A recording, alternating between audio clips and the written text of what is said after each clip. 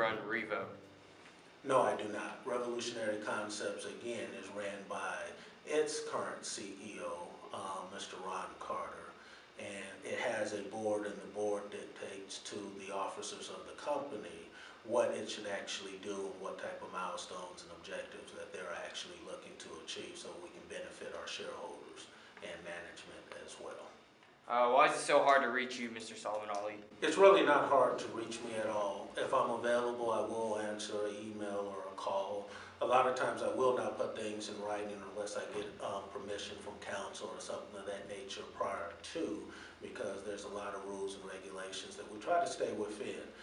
In addition to that, many of you already have my existing phone number or email address, so most of you actually already know how to get a hold of us.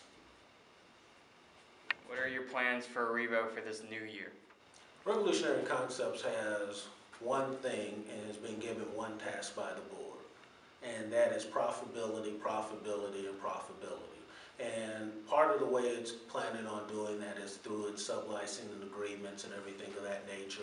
We're placing a lot of confidence in the global licensing agreement that we have with iTalk 365.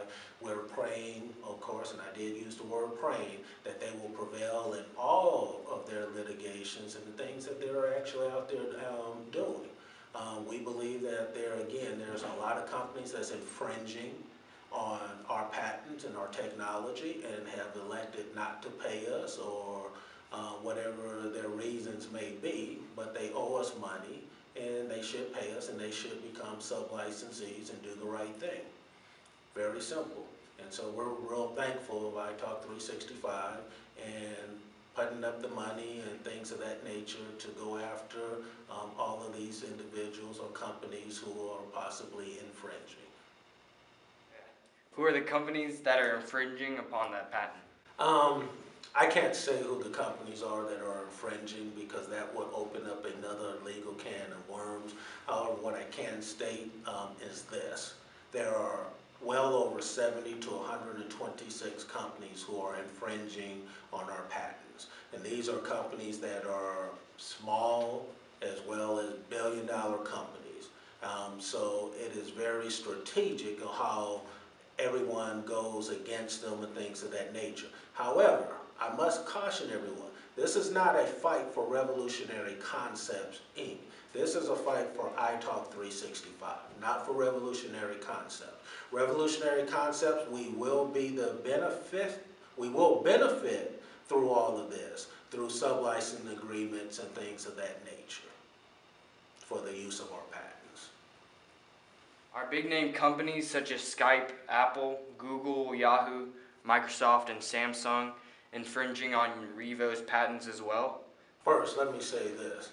Infringement is determined by a court of law, not by us. We don't know at this current time if any of those companies are infringing. It is not our job to know or to figure that out. So on that, I have to say basically no comment to that question. Because again, we don't know if they're infringing. That has to be determined by a court of law, not by us. Is a buyout in negotiation? Again, I have to say no comment on that. There's always many discussions and talks and things of that nature. People who call and ask questions and have interest, but we never know the legitimacy or the actual source of that. So we have no comment of who we're talking to, why we're talking to them, or what it is that they're looking to achieve or what we're looking to achieve from any talks. Will there be any filings coming up in the due date of February? We apologize for the late filings. We've been extremely busy. It's very difficult times, working things out and trying to get a lot of things done with a short time. So with the holidays and everything and me being out for quite some time, we're just playing catch up on a lot of different fronts and trying to negotiate and get things done. We apologize for the financials. They will get out. The company is moving along very rapidly. We're very excited about all the possibilities and all the future outcomes. We expect to be profitable. We hope to be profitable. We expect to negotiate as many of our transactions as we possibly can and bring them to fruition. What has the $10 million line of credit from Greenwood been used for? Well, anyone who understands what Greenwood does, you look at a lot of companies, you look at a lot of stuff, and you try to figure out what makes sense. The ideal is to try to find undervalued assets and try to invest the least amount of capital and to be able to turn them around and make them very profitable or extremely profitable, I would like to say.